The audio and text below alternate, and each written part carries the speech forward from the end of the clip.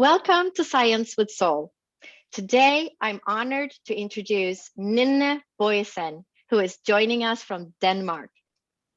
Nynne Bojsen has a master's degree in communication studies. She's a certified psychotherapist, a trauma therapist, EMDR, a family counselor, a Reiki Master healer, and a spiritual medium. She has over 20 years of experience in offering deep transformation through therapy, spiritual guidance, and healing. Since she was a child, she has had the ability to see people's souls. She could see who they were within and what was holding them back from thriving. Today, she combines her spiritual abilities with her knowledge about psychotherapy and trauma to help people release their obstacles and thrive. She has a specialization in empowering women and children and offers therapy sessions, spiritual readings, and mentorship programs online. She lives in Denmark with her husband, 3 children, and dog. So a warm welcome to you, Nynne. I'm so honored to have you as a guest on my podcast today. I am so grateful you asked me, Lotte. Thank you. So I know that you are a medium, meaning you can communicate with the spirit world, but you also work with people as a counselor and a psychotherapist. How did you end up on this very unique path of combining these 2 skills? What was your childhood like? Well, I think that this is what it's meant to be. I should be a both psychotherapist and a medium. I know that I have been a medium since I was a child. I have talked and with and seen and heard spirits since I was a child. Of course, I wasn't psychotherapist at that time. So what I experienced as a child was this ability to see people's soul, or I could see who they were within, and I could see what was blocking them. But as a child, I was like a little bit too rough. Why are you so sad? Just come on, just do this or do that. That's easy. But of course, people got annoyed with me at that time. So I realized that if I really would like to help people, I need to have the tools to help the people understand themselves, how to remove those blockages. So from a very early age, I had this desire to be like somebody who helped with like both in couple therapy and do healing stuff, but I didn't knew how. So I know that spirit has like talked to me and showed me the way ever since I was a child. So when I graduated from high school, I kind of knew that I should study mass communication at Roskilde University. But after I graduated and I was a communication consultant, I felt, no, this is not right. And then I kind of heard, oh, how about becoming a school teacher? Oh yeah, that's a good idea. So I tried that as well, but that wasn't the right thing. And how about becoming a salesperson? Oh yeah, that's a good thing as well.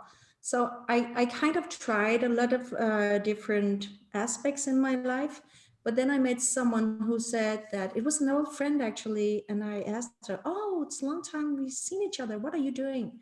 I'm studying to be a psychotherapist. That's what I'm going to be.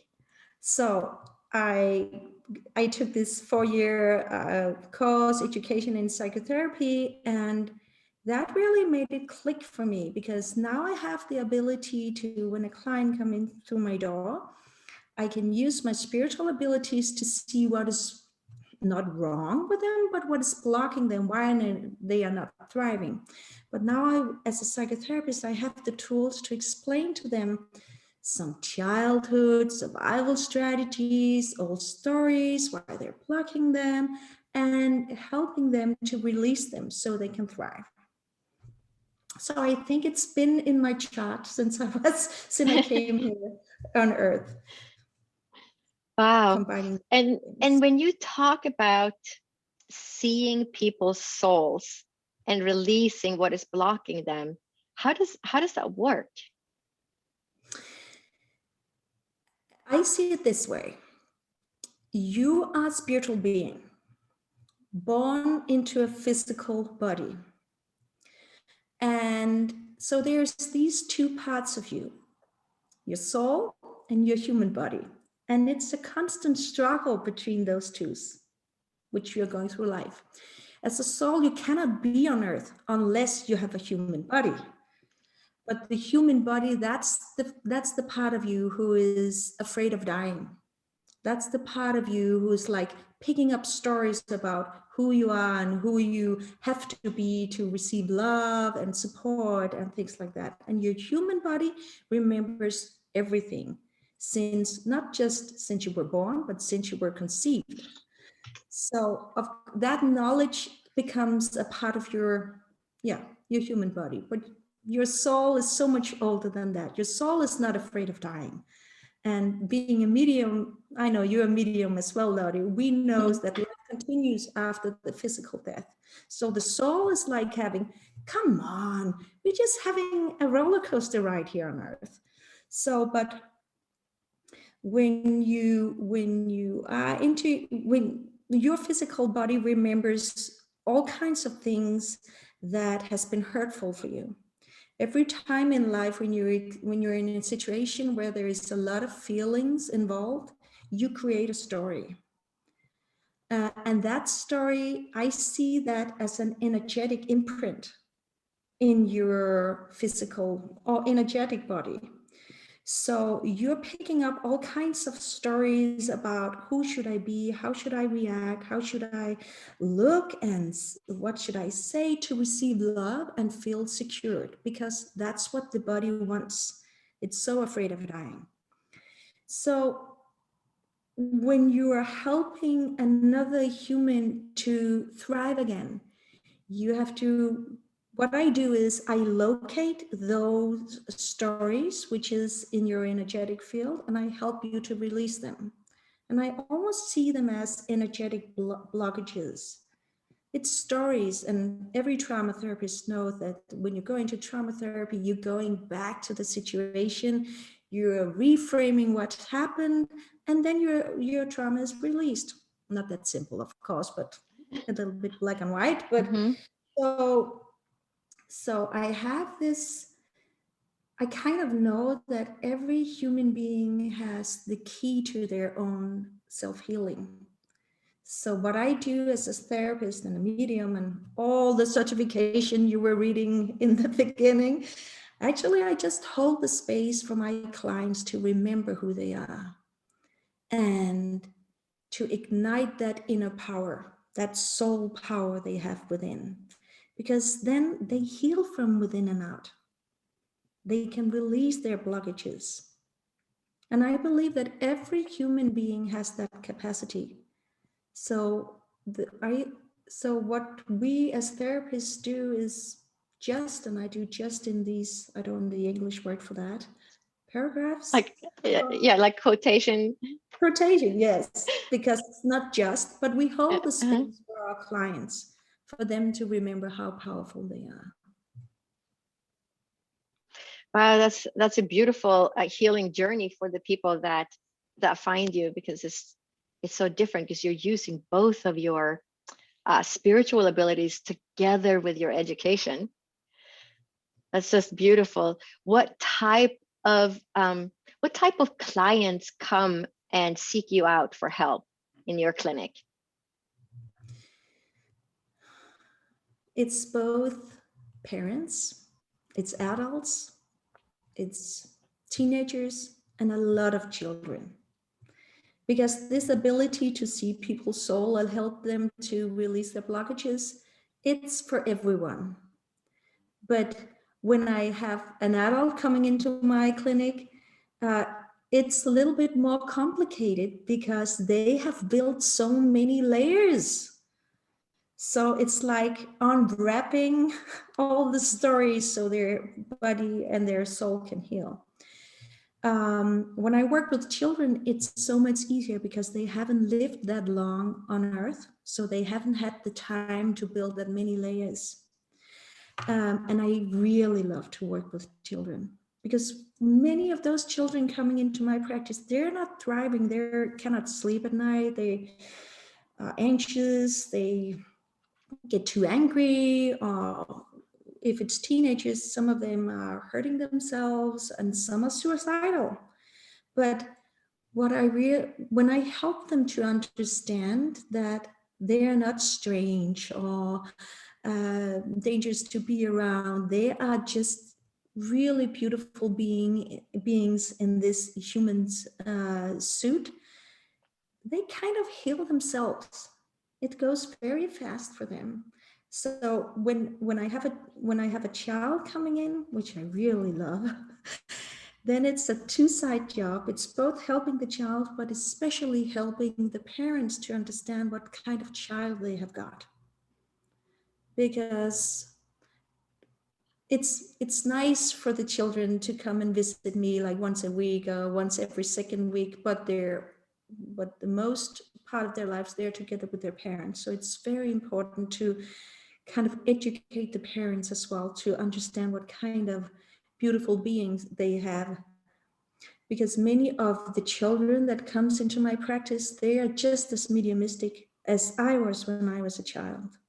And they're struggling because they see spirit, they hear it, they feel it, and they think it's too weird and they're afraid of it. So realizing that spirit is there for a very kind reason, it could be a little bit scary because not everybody sees it. So, but understanding how they can handle this beautiful gift they have, that makes them relax more and thrive. So it's, when you ask me who's coming into my clinic or my practice, well, it's many children, many teenagers. I also do couple therapy because that's so interesting as well. Here, two human beings, two souls in human suits, having an interaction with each other where they trigger each other's vulnerable places in themselves. That's so interesting as well. So my job is to explain to them what's going on and help them to realize how they can heal both themselves and their relationship. Wow, this leads me to ask you another question. Have you ever had a young child talking about their past life or knowing that they were somebody in a past life? I have had children who were suffering from, I remember one client, he was suffering from a physical disease. I don't remember which one it was. But when I worked with him, he told me about, oh, I am at this beach. I am younger and my younger sister is there and she fell off this swing and she died and it was my responsibility. And so he told me about a previous life. I don't know if he was aware of it was a previous life or he just saw it as a dream. But for me, it was obvious what was happening. So I helped him to, almost like with trauma therapy, go into the situation again. Is it a child responsibility to help another child? No, it's not. It's the mother or the father. And so we kind of solved the situation and he came back to thriving again and his physical disease disappeared. Wow, that's like a miracle story. Yeah, but well, if you have this ability to like also see people's previous lives, sometimes I can hold my client's hand and I can go back and see what they did. Oh, I have this wonderful story. Let me just, is it okay Yeah. just to explain Yes. it? I had this friend and she actually came to me because she just was, she said, oh, a lot of people say that I am a healer, but I don't know what it is. And I have these abilities. And I said, okay, come on and sit in my chair and let me hold your hand. And then I could see that in her previous life, she had slaughtered people, not just killed them, but slaughtered them. And she was riding a horse in this field and she was slaughtering people and she was taking the heads that she had cut off and like laughing at them. And when we were sitting there, she of course got a little bit frightened, but she could see it herself. And I explained to her, don't be afraid of that, because every one of us many of us has been on earth many, many times. And of course, we both try to kill and to heal, and to be a man and to be a woman. And so just see it as one chapter of your book, that you were this person who killed other people. And then she left. Of course, we ended the session, and then she left. And a couple of days after, she called me and she said, Nynne, it's so amazing. For years, my hands have been so dry. My children even call them the dead hands. I have tried everything, moisture, oils, everything. They were so dry. After our healing sessions, when I understood what I have used them to, and we released it, they become so soft. They are like skin of a baby. So isn't this wonderful how you can do trauma therapy with something that happened in a previous life, and it has a physical reaction or effect on your current body? Yes, I think it's absolutely amazing, because I work with ancestral healing, and it's the same things when you can trace it back to the previous ancestors that had the disease or had that problem. It's all of a sudden released and it heals. And it's fascinating that not only are we connected to our ancestors through our DNA, which is not proven with research that we actually inherit trauma via DNA, but also through what I call the invisible grid. But that invisible grid not only connects us back ancestral to our own ancestors, but also to our own previous lives, as you have just shown with your story. And it's Yes.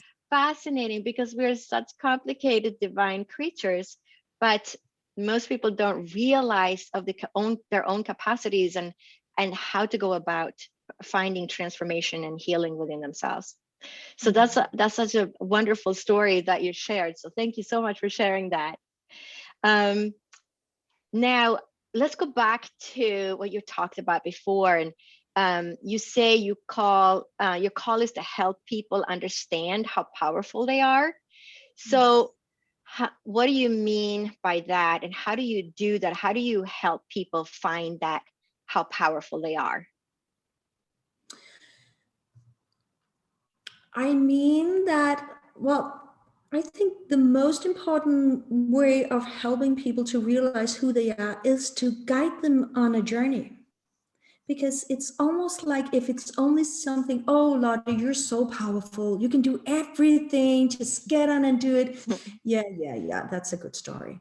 But if you, through a meditation or through a guided process, which I do when I do trauma therapy, if you come into that place in yourself where you feel it, where you can feel the strength, feel the warmth, it could, for example, I could guide you, Lotte, back in a situation where you think was traumatic. And when we go back to that situation and I help you to reframe it, and you suddenly feel, wow, no, I'm capable now of saying to those who bullied me, stop that. I don't want to listen to you anymore. And you feel it within your six senses, because you feel the warmth in your body and you feel strength, and you can see how they are reacting. This is happening in your imagination though, but it feels for the body like reality. You can see how you're reacting to those who bullied you, and you feel powerful. That makes the transformation. So it has to be like a physical experience. I really think that Yes. that's where you can ignite your inner flame. That's where you're connected to it, because just talking about it is not enough. I understand. It's that creating that feeling inside your own body of what does that feel like, and then embody that and really become that feeling is what really creates that transformation. You know, having gone through my own near-death experience and being sick afterwards and healing, I sat in that rocking chair for a year and just visualized myself as already being healed, already running on the beach, playing with my kids. And that's how, eventually I healed, but I had to feel it in my body. And I don't even know how I knew how to do that at the time. So, but that is so important, that it isn't just talking, it is also feeling. Very important.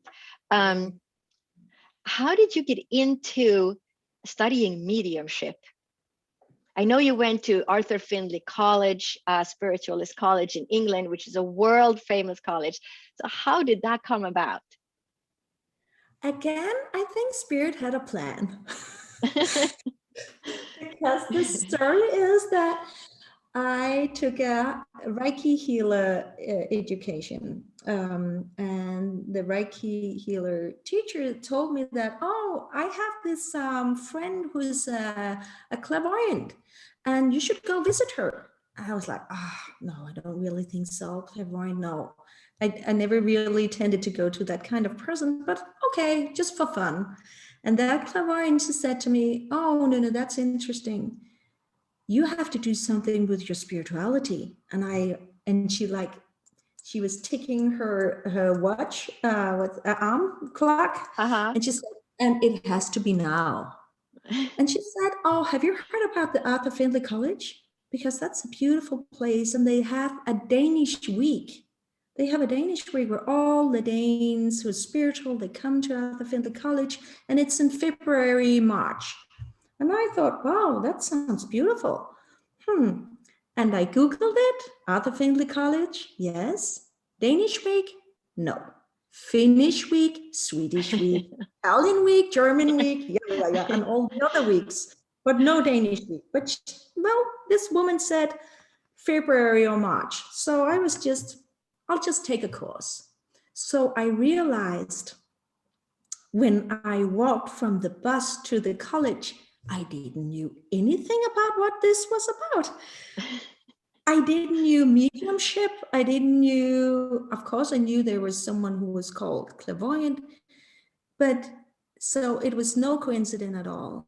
And I am so grateful today that I was brave enough just to go on this trip alone to the college, because that really changed my life. Yes, I have seen, heard, and felt spirits since I was a child, but I have kept it for myself, because each time I told my friends about it and my family, they kind of looked at me like, no, this is too weird. Don't tell anyone about it. So I had learned just to not say anything. But when I came to the college, everything just came into place. And I even remember, Lottie, sitting in the first group, the first day, next to you. I remember. Yeah, that was my second time there. Yes. So what I realized there, everything was kind of orchestrated. That's how I felt it. For me to experience that I am a medium. I didn't know that it was called a medium, but I learned that at the Arthur Findlay College. And here I met a beautiful teacher, Bill Thompson, who was like a mentor for me and still is. But this was a life-changing experience, because for the first time in my life, I could show publicly what I saw and what I felt, and I could use it for a very good purpose. I realized that I could help other people, and so that was just amazing. So that was my first experience of realizing that I was a medium. And I know that you recently went through training with the Spiritualist National Union through Arthur Findlay College, and yes, you are now able to demonstrate in public your mediumship skills, as well as perform healings. What does that process look like to go through? What is it like to have to go through a training like that? How long does it take? What do they make you do? Do you have to study Do you have to demonstrate? So what happens when you go through a training like that? Well, they're pretty particular about graduating good medium. So there is a lot of things you have to do. I have been on 2 different paths, both the healing path and the speaking and demonstrating path. Both of them are mediumship, but 2 different kinds of mediumship.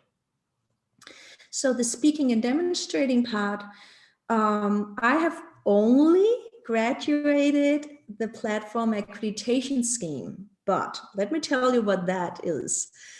You have to do 25 addresses. An address is 10 minutes where you have to speak inspirational about a subject, and you have to include one of the 7 principles, which is the foundation of the philosophy of Spiritualist National Union. So 25 addresses and 25 demonstrations. And a demonstration is 15 minutes where you bring 2 different contacts.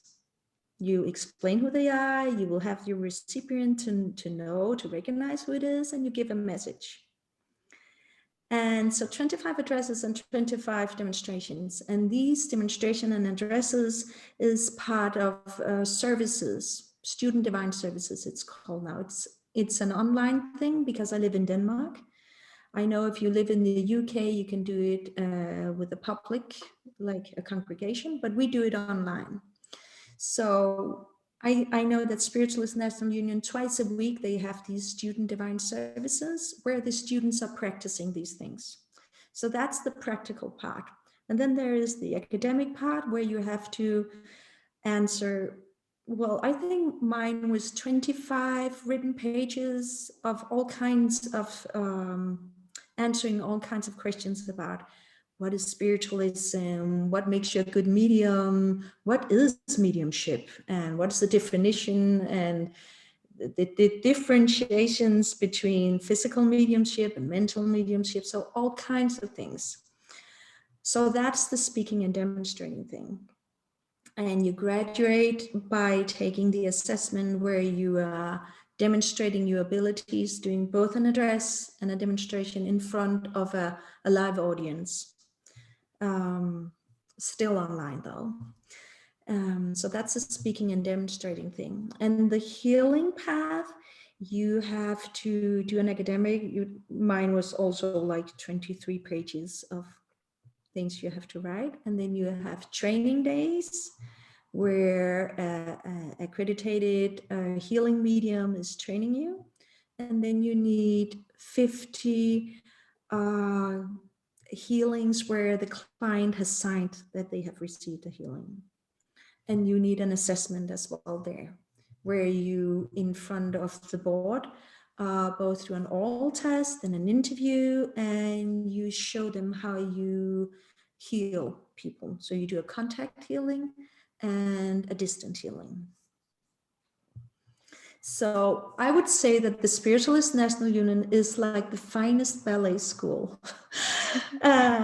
of all. So it's a really good place if you want to be trained by really experienced mediums, and if you want to go in depth with understanding how people through time have worked with spirit and what spiritualism is. I really can recommend this education. It's not easy, I won't say it easy, but it takes you levels deeper in understanding working with spirit and what spirit is. Wow, that sounds quite rigorous training. It is. Yeah. It's a lot. And it is a lot, but I really think it's worth, because if you work for the Spiritualist National Union, if you get a certification there, or as I accredited healer, they have to make sure that you know what you're doing. So the standards are pretty high. I really like that. Yeah, no, I think it's excellent. And also, you know that person that comes to you for healing, that you have that training background. It's like you get, it's like a certification or a diploma or whatever you want to call it, but they know that you have a lot of training, that you have passed all those exams. Yes. Yeah. I So will, I will add that the community online, I am part of the Spiritualist National Union International with the I in the end. And that's a beautiful community of like-minded and like-hearted people who all believe in spirit and working with spirit in different ways through music and art and speaking and demonstrating and healing. So I can only recommend, if you're interested in developing your mediumistic skills, to be a part of the SNUI, because they have got a lot of different things that you can go and explore for free. yeah, that's a wonderful recommendation. So is it just SNUI? I think it is snui.com. snui.uk.com, something like that. .uk.co. They have, let me look it up. Yeah, so if you just put it in Spiritualist National Union International, it should come up on Google. So Yes. what does it mean being a medium to you?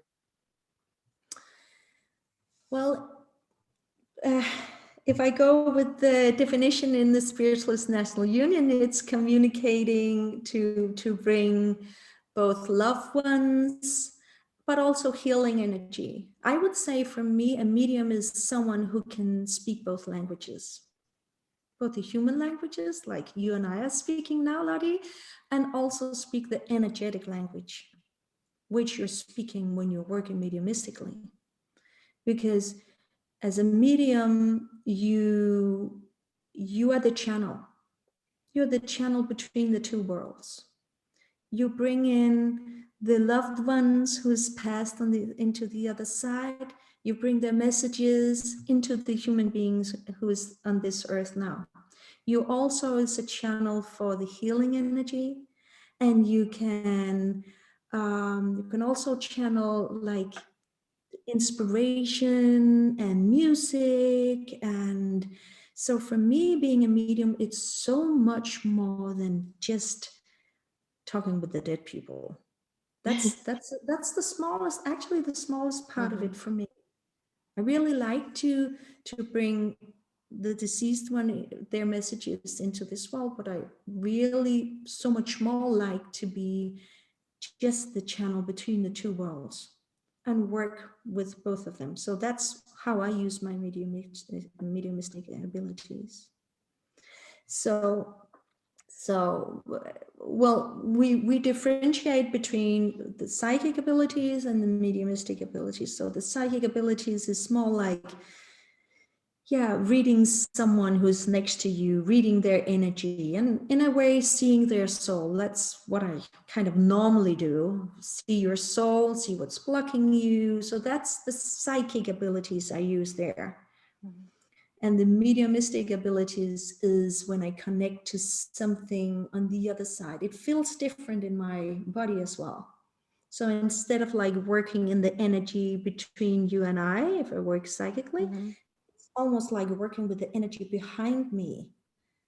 So it feels very different for me when I work, yeah, with the other side. So, but I think that being a medium is, well, I think everyone has the gifts.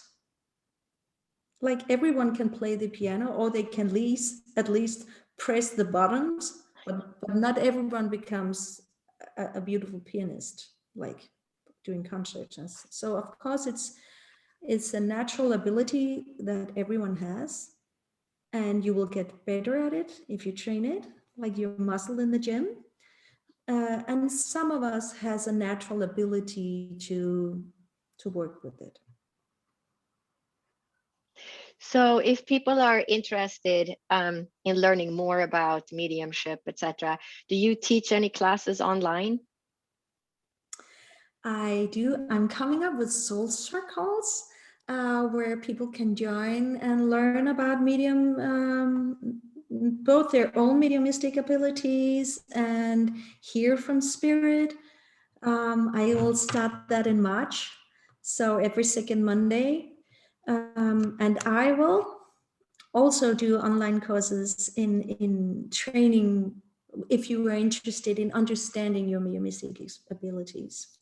But oh, I have so many plans, Lottie. Right now, I'm working on an online project for women to find their inner gold, to realize how powerful they are, so they can become the mothers they would like to be, and the business owners and the partners they would like to be. So, but it's so interesting you ask me, because in Denmark, it's not that common to be a medium as it is overseas. So I know if I do it in English, then I can perhaps speak to a more broader, a bigger audience. And how do people find you? Or do you have a website or Facebook? I have both a website and a Facebook. And if you look into my Facebook, nynnebojsen.com, you will realize that I have way too many plans. I am both Nynne with the wigs, who are doing funny videos for children. I'm also Nynne, the psychotherapist and the trauma therapist. And the latest is Nynne Bojsen Empowerment, which is in English. So this is where I combine all my different hats, because this is where I can speak in English and communicate in English and really combine my different abilities to help even better. So I'm both on Facebook, and I'm nynnebojsen.com. That's my website in English. I think that's the easiest way to find me. So I offer like both, so like readings, spiritual readings, and evidential mediumship, but also trauma therapy. And and if you have any concerns about your child, it's easy for me to read him or her and see what is going on with him and her, and how you as a parent can help. Wow, that's just wonderful. And her website and Facebook links will be in the podcast notes. So you can just look at the podcast description and click the link to find Nynne. So I just want to thank you so much, Nynne, for coming on the show today. It's been a pleasure to have you as a guest. Oh, thank you, Lottie. Thank you for asking me.